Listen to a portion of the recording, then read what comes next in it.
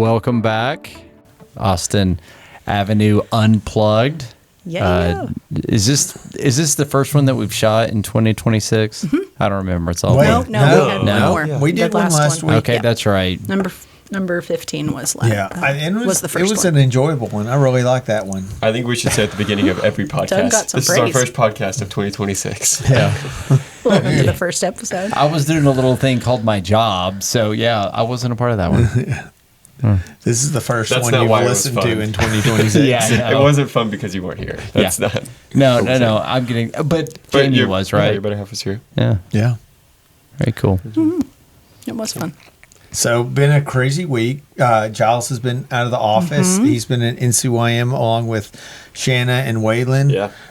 Lance has been chasing around goats. Oh, and yeah. so, lots of fun. Good news with that. So, Yeah. You've been moving a father-in-law. Yeah. I think people normally say don't let people get your goat. But in the FFA world, you want somebody to get your goat. How do I say this? I paid somebody. I offered to pay somebody to take him off our hands, and this is a goat. Just a few months ago, I wrote a check for bigger than what I wanted to write it for to get the goat, and then we show it. We had a great time. Callie loved it. Parents don't love it as much, but hey, it's not for us. We couldn't do it if it weren't for Stephen Haynes, who's our goat rabbi. He's my hero. He's amazing. But yeah, when it's done, it's done. And one of our members graciously took the goat, and we were happy. Yes. So is a goat like a boat? The best want a days of owning a goat are the first and the last? Burn the goats. The Burn the boats. Yep. Yeah. Okay. I've also heard you don't want a boat, you want a friend that has a boat. Yeah. So do you want a friend that has a goat, but you don't want to have a goat yourself? Yeah. Not really. I mean, Nope. if that friend is Lance, My then friends no. I don't care how many goats he does or doesn't have. Hey, Well, do you have a Stephen boat? Haynes has a Hey, lot do of you have a goats, and you want to be his friend. So. Yes. Absolutely. But not Yeah. because he has Yeah. goats. That goats have nothing to do with it. So you're saying Stephen has something to offer other than being a goat rabbi? Yes. And I'm saying you don't. Okay.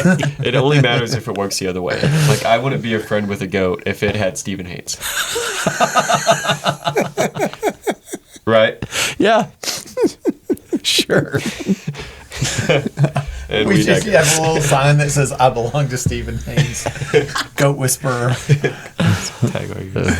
Okay. So that was a busy week. I remember stock shows in small town USA a lot from growing up, and we got out of school Oh, yes. because so many people did it, and it's much more than just the animals, right? There's also a lot of crafts that you can do and things that you can build, and so many different categories in baking. Callie did some baking. Yeah. She got a couple second places and 1 7th, but I'm kind of questioning the judging on that one.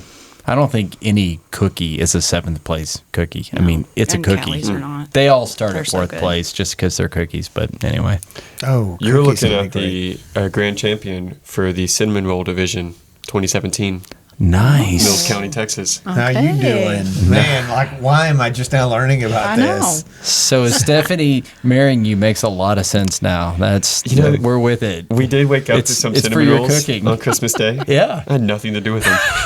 And they weren't She first made- place rolls. No, they Oh, they definitely were. were. Okay, just want to She make gets a sure. purple ribbon, the grand champion. Oh, And just purple ribbon. Yeah. Wow. It's Wow. got little 3 things coming off Yeah. the bottom of it. So is silver platter still a thing? Have you ever heard of this? Yes, I've Okay. heard of You it. put your head but on. Yeah, good. There was the one guy. No, So it's John the Baptist joke. No, this was not a. I was not going. I'm a at John preacher. the Baptist joke. I That too was good. soon. Too soon. It's It goes to 50,000 years. the Too high soon. point winner of the stock show. And so you get points, 10 points for first place, 8 points for second. I'm making those numbers up. Yeah. But Sure. you get Yeah. points to each placing that you get. And whatever student had the highest points gets a silver platter with like Interesting. the stock show and their name and the year and Did- stuff on it. Yeah. Did they And a change bunch it of to a 7th belt place buckle? cookies. Belt buckles can A be prophet's used head. for awards like for the animal showings. Okay. Yeah. I always see that. I have not seen a silver platter, but that does sound familiar. Yeah. You just don't know the champions. I don't. I only did it for 2 years. I believe I was in middle school, And the only thing I remember is that it was freezing and muddy, and I loved my pigs. I loved to feed them Oreos. And they did too. Yeah, that was the gist of it. I didn't learn anything else. So I grew up in the city, and like and at that I went to a little private school, and so we didn't have golf, we didn't have tennis, we only had soccer starting like my freshman year. Didn't have a band, and then certainly didn't have FFA. So I was probably 16, 17 years old. I was hanging out with a friend. We went over to his house, and his sister had these goats. Oh, they were the cutest little goats. I don't know what kind of goats they were, but they didn't walk. They just kind of hopped. And if you ever seen one of those hop like 4 legs at a time, oh, it's so cute. But they also were the goats that if you scared them, they would faint. Oh, and even when they fainted, it was so cute because their legs would be straight out. They'd just fall over. And I'm like, why do you have goats? Because we're still in the city. I mean, it's like there's neighbors. There's like chain link fences. You can see everybody's backyard. And she's like, I'm in FFA. And I literally was like, what's FFA? And she goes, Future Farmers of America. And I laughed out loud. I thought that was a joke. I was like, why would we need future farmers? Like, I don't understand any of this. Like, I was such a city slicker. Do you not want to eat in the future? I just assumed It's just that from the grocery store. Yeah, I just thought meat. I mean, I knew that it came down from the cow ultimately, but it was like always like in a log or saran wrap Yeah. styrofoam. So I was clueless. So, but you know, this is interesting. We're kind of shifting gears from what I think we thought we were going to talk about, but I've got a plan to get us there. I've got a I do segue. too. It's right here. I have a segue too. I know, but that's going to be an odd segue going from goats to No, what you want to go I've to. got it. No, I have it right got it. here. Our goat wouldn't gain weight. Yeah. He didn't have an appetite. Yeah. But one thing I do want to stick on this subject for just another minute more before you make your clever Before we go segue, to the spiritual stuff, you want to? Okay. is just the fact that there's a lot of things that we're involved in, and especially our kids that are involved in, that could be a very effective teaching tool. And at one time, and at some places it still is, but somehow we've kind of lost that teaching tool. So is that something we can talk about for just a minute? I'm kind of curious your thoughts about that. Can I tell a story while sure. you're thinking of it? No, Okay. I'm trying to moderate my thoughts. So I was at Life Group. This was a few weeks ago, and we have Nathan Smith, and he kind of grew up in that world of animals all around. He all the time. donated a buckle at the stock show. Okay, Yeah. there you go. Yeah, Yeah. And I just love that guy. He's awesome. And he was telling us a story about, goats love to climb anything and everything. Like, they're impressive in that way. And so there was these little goats, probably similar to the ones you're thinking of, just little bitty things that would just hop around. And one of them climbed up on the hood of a car or something and jumped a fence, broke his leg. And for a lot of goats, that's just the end of it. Yeah. And so Nathan, being a little boy, was like, I'm going to make a splint for it. And apparently he's done this before. And he wrapped it in duct tape to kind of realign it and keep it there. And then a few weeks later, he's going out there to take it off or to feed him or do something. And this little goat kicks and its leg flies off. And next time you see him, you have to ask him this story. It just flies off. I was like, did it cut off circulation or anything? And he started telling me kind of how it all works and talked about another process that you might do to an animal where under enough tension for long enough, it just falls off. That I will not go into now. Word. But spiritual application to that story, just ready, set, go. Flies off. That's a shocking moment, though. No. Can you He said he imagine? was traumatized. Just Like an appendage just flying off. That's going to be the coolest thing to see. No way. Well, No. Well, Jesus Neither says are if your cool. right hand causes you to sin, Cut it off. then Yeah. cut it off. So, I mean, I guess that leg Sinful- caused him to sin. It sinful caused him to transgress the boundary, and so now he can't climb that same car and get over. I mean, there you go. Unfortunately, I definitely missed some details in there, and he's a much better storyteller. And I forget if the goat lived a long and happy life or not. I'm not sure have, the end of its but- story. Could have made good chops, too. I was just going to say, if it lost 3 more legs, it could be ground veal. That's a calf. Oh, ground venison. No, what do you call it? Venison's deer. What do you call the meat from a goat? Lamb. Well, lamb if it's a baby. It's goat meat. It's just goat. Oh, ground goat. Cabrito is the Spanish name when you go get a burrito at like a roadside stand or something. Yeah. Cool. They'd be grounded. All right. Okay, so I think we've definitely worn this out. We didn't go the direction I was hoping we would go, but that was the best story I've heard in a while.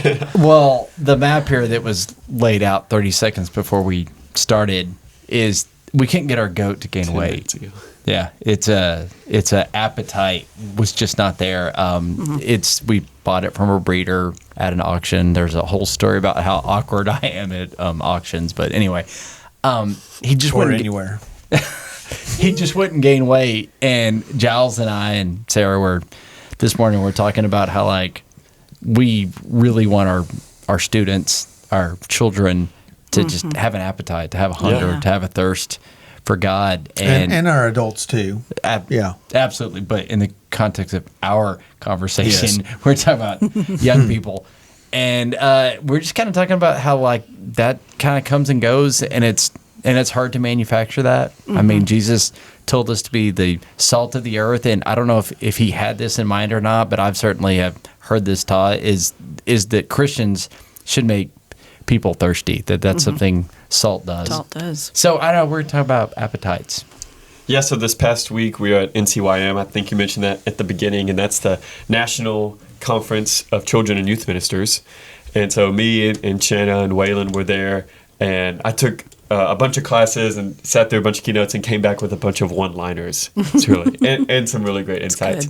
But one of them from a class that I wanted to share with the office that just really stood out to me. He said, the second hardest thing you can do in youth ministry, and I was like gearing up for it. I was on the edge of my seat. That's me. And I'm like, tell me the easy things too, but yeah, I also want to know what some of the hard things are. And he said, the second hardest thing you can do in youth ministry is to quench the spiritual thirst of a teenager.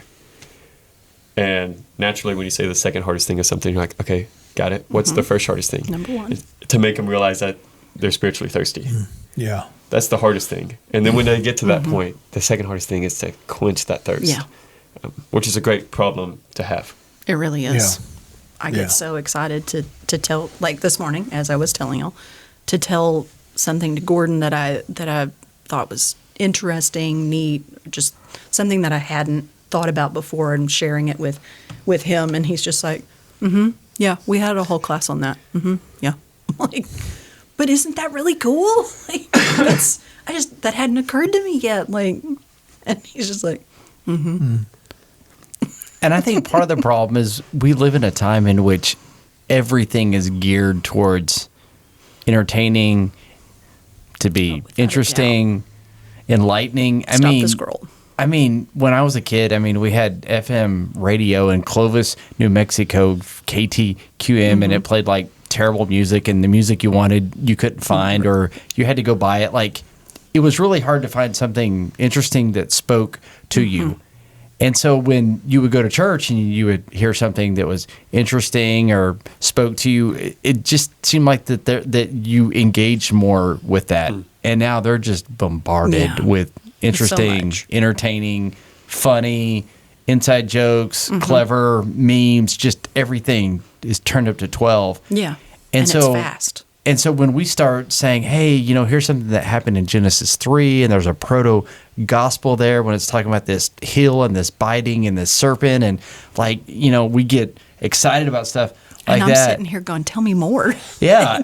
Hold on, I just read that. And a student's like, yeah, I hear 1,000 interesting things an hour. Like, cool. Yeah. That's just one more. Yeah. It makes me think back to when I was a kid. We heard this phrase so much, but I was always a big eater, and especially a big snacker. I was constantly eating, and I can't tell you how many times somebody, my parents or my aunt or my grandmother, somebody would say, don't eat that, you're going to ruin your appetite. Right. And that's exactly, I feel like what we've done is that like our kids are filling up on junk food, not necessarily physically, but like they're scrolling and they're like, you're like trying to engage them in a class conversation or a sermon, and they're like, I saw 10 memes right before we started worship that were way cooler than what you're talking about now. Like, and now that you have AI, like anything that you can imagine or even can't imagine, they can turn into a video, and you're like, oh, that looked real. Did that actually happen? And so they're just so bombarded. It's just like, oh, I don't need this food that you're offering, because man, I just smoked, a family pack of, spicy Cheetos or whatever. That's sorry, I got so lost on when you said I just smoked a pack, and I'm like, what's he gonna say? Oh, sorry. I always use family pack. I downed. Family pack. I downed. Share size. Well, and I don't know. I think it's our duty to make the gospel interesting, right? Like we're doing them a disservice by making it boring, and I believe that the greatest story ever told is not on TikTok. Without a Right. doubt. Well, I say that. There's Christian content There creators are that some. tell that story and share the gospel. And so it is there. Yeah. And whether it's a part of their personalized algorithm or not is up to them. That is true. But the greatest story ever told is the one that we tell on Sundays. Yeah. But I think it's a lot like food too. If you have a junk food diet, guess what you crave? Junk food. And when you eat healthy, when you've switched and the food pyramid is now upside down, right? But when you eat meat and vegetables that are now in the good part of the pyramid, you no longer crave those sugary things at the It bottom. does go away. Yeah. I remember thinking a day-old donut was like one of life's treats. Like you take a day-old donut, you put butter on it, you microwave it, you pour your glass of milk. Like, Yeah, like I'm I down. remember I'm down with craving that. that, thinking, man, that donut tomorrow, those donuts stay fresh, were good. And now I get and to like have the day I could old. smoke a family-sized pack of those. And then the next day, butter and micro. Yeah. And now like zero cravings. None. Like don't even think about it, don't want it. Yeah. Your appetites are based upon what you consume. Yeah. Yeah. And I think the same, we could transfer the same analogy over. We were talking not too long ago about like the cost of like eating healthy. Like the financial burden of eating healthy is crazy. It's And nuts. But I think that also kind of goes over into our spirituality. Like there's a cost. Like if you want to get fed the good stuff, it's not just, I'm going to watch, reels for 3 hours and just completely veg out. I Yeah. mean, it's, you're called to give your heart and your soul and your strength and your mind. And so, yeah, I think that follows along as well. Well, think about the number of chomps, of bites that it takes to eat a day-old microwave buttered donut Compared to a steak. compared to a steak. Yeah. You're going to sounds have to really chew good on right that now. steak. You're going to have to chew on that broccoli. However, given the totality of the situation, nobody says, well, that ribeye and that broccoli was not worth the chew. I mean, Yeah. it's That's what worth it every time. That's what I was Yeah. thinking about is the payoff, the investment Yeah. And is worth every second. And then the long-term health of that. Like, it's better in the moment, and it's also better for the rest of your life. But there's a cost. Yeah. There's the financial cost. The old donuts are super cheap, right? Steaks cost a lot of money. So I'll tell you, one of my least favorite holidays growing up was my sister's birthday. Maybe partially because she got all the attention on that day, but really it's because I always felt so terrible. We would go to Mamacita's in Kerrville. We'd visit some family there, nice. and we loved their chips. Yep. They had like, I don't know what was in their seasoning. It's probably not illegal anymore, but we would just eat all of their chips and probably drink like a gallon of sweet tea Before the meal. before the meal ever came. And so when the meal came, I was never hungry. And then for the rest of the day, I was starving because I only had chips and sweet tea, and I felt terrible Yeah. the rest of the time. And even though I was full, not long later, I was craving again. Yeah. It really wasn't satiating at all. Yeah. And thankfully, I had a to-go box of enchiladas, Yeah. in the back seat Save it with for me. later. Yeah. Yeah. Absolutely. This has happened a little bit more since we moved. I shared a story not too long after we moved here. Actually, when we were on our way here, we were driving through Texas and getting close to the hill country where there's hills and there's precipitation. And I remember like driving down the road, and Lily, my 18-year-old daughter, who spent almost her entire life in New Mexico, was just amazed at all the flowers and literally asked, who planted all those flowers? Yeah. And we're like, those are just wildflowers. Like, they're everywhere. And I think we just get so caught up at looking at little bitty screens that we forget. And one more thing, when we lived in Hobbs, we were in town. There were houses all around. Now I'm a little bit out further. And I can't tell you how many times I've walked out in the backyard and just looked up and just literally just kind of, it took my breath away to see all the stars and how beautiful it was. And just, it's just easy for us to stare at tiny screens and miss, something really big and beautiful. Without a doubt. That God is like, hey, I made this for you. It's right here. Check out the sunrise. Check out this. Just look up from your screen just for a second. And it's hard when we eat that junk food. It's hard to put down the donut. But it's easy to doom scroll for 30 minutes. Without a doubt. Yeah. It's hard to read a Old Testament prophet for 30 minutes. Don't do it for 30 minutes. Do it for 2. Well, Small bite. yes. Yeah. But Yeah. for some people, it's hard to look up at that sky for 30 minutes without getting fidgety and without getting bored. And that's an appetite that's been taken over by a lot of worldly things. And I'm not throwing rocks. I mean, I'm counting myself in that. Absolutely. Been there. I think one of the points that we could have made early on in this conversation was that it's like, oh, been there, done that. I've heard this story before. I know how it ends. Scroll. Right. Right. And you just can't do that in church. You got to sit there and listen to the whole story be told, and you're not particularly looking for insights. The word probably isn't alive in their hearts yet to be craving that spiritual food. But I can't tell you how many times I've gone out and looked at the stars, and I still love doing it. Yeah. I still love going out. And I even recognize some of the ones that I saw last time. And now I look for the ones that I know, the constellations, right? And some of the stories and what they mean.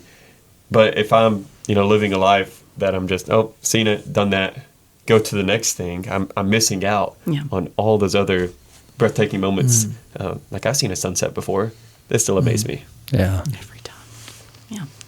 So what are some things that what are some things that are salt for you that increases your appetite to seek out those deeper spiritual things and those experiences? A Sabbath, probably. Really any spiritual discipline that hopefully turns into a spiritual habit. I'm looking forward to turning my phone off for a few hours and being unreachable.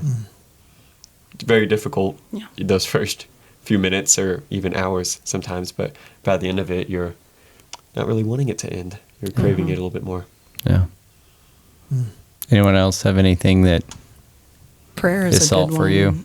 Is a good one for me. It's a good way to start. I've started saying a prayer on my bike before I start my workout. It's just short.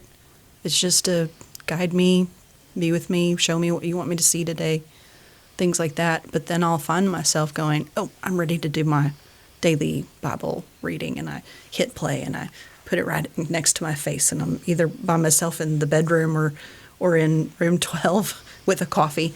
But that's all I'm doing. And then I'm like, now I want to read Hebrews. That's the book I'm in right now. One literally leads to the next, and it's just, my thirst is really high right now, and it's really great. But I did just come out of a season, though I was not thirsty. So just when you're in those dry moments, little bites, and then you get to the big steak, and you're like, this is the best, and it's going to sustain me, and I want more. So for me, it starts with prayer, I guess. Yeah. It starts there. That's the beginning of the salt. Yeah. This is weird for me because I'm not a musical person. I can't sing. I can't play instruments.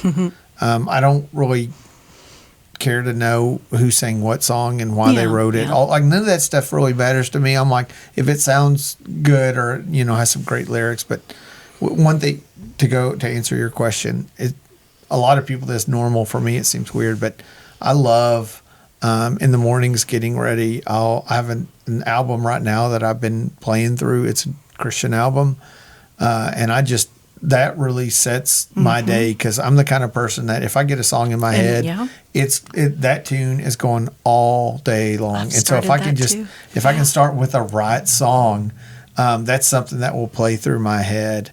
And so, man, there's nothing like starting the day with, thinking about the goodness of God is one of those songs. It's just like, oh yeah. So that's what does it for me. And then to kind of riff off of a little bit of what Jyles said is I like those short times, but ever so often, if I can get away for like 3 or 4 days and get away from people, not because I don't like people, but because I really like people, it's important for me to get away and just be by myself. And so those are the things that I love to do. Those what really pour into me. That sounds good.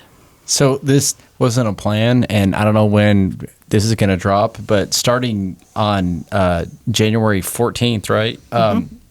Doug and I are going to be talking about kind of all the pitfalls and perils of an IT age. I'm looking forward to that. And I think we both would be really good at explaining the landscape and telling you why it's terrible and how much damage it's going to do. Like, I think we could do that. And I also think that maybe some of us are too guilty of stopping there.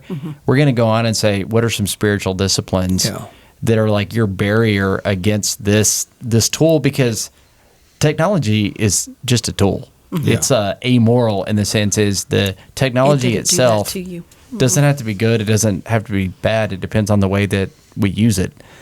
And so we're going to be talking about something that I care a lot about, spiritual disciplines. And I think that maybe a word that we're all talking around, and you brought it up with kind of youth sports things, is we want the adults, we want the leaders.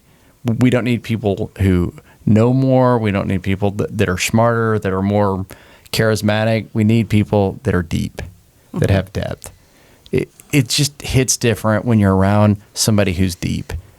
Information is free now, right? Everybody can know a whole lot of stuff because they Googled it 5 seconds before they told you. Like it no longer takes years of research to know a lot of things. You can just know a lot of things instantly. But people that are actually living out of that have some depth, that have some humility and some wisdom to them, that's what makes me thirsty. Yeah. And when I'm around people like that, I'm like, okay, that hits different. Yeah. Hey, I really enjoyed today's conversation. I know I could talk all day we could talk all about day. this. I'm not sure if y'all could listen all day to this, but I could definitely talk about it all day. So do y'all mind if I close this in prayer? Absolutely, because I'm not the one that cut us off this time. So yeah, that's normally me. I'm like, hey guys, we're 16 minutes in. It's time to wrap it up. So. I'll be back, cop. Let's bow. Dear God, we're just so thankful for today. We're thankful that we can slow down and stop and have this conversation about being spiritually fed and spiritually thirsty, God. And we know that you're a God that promises to fulfill all of those desires when we seek you, that we will never be thirsty again, that we can run and not grow weary. God, and we just pray that over all of us here at this table now and all those that are listening now, that we have those rules in life, and we choose the ones that we want to intentionally pursue. We just pray that that's you, oh Lord. It's in your name that we pray. Amen. Amen.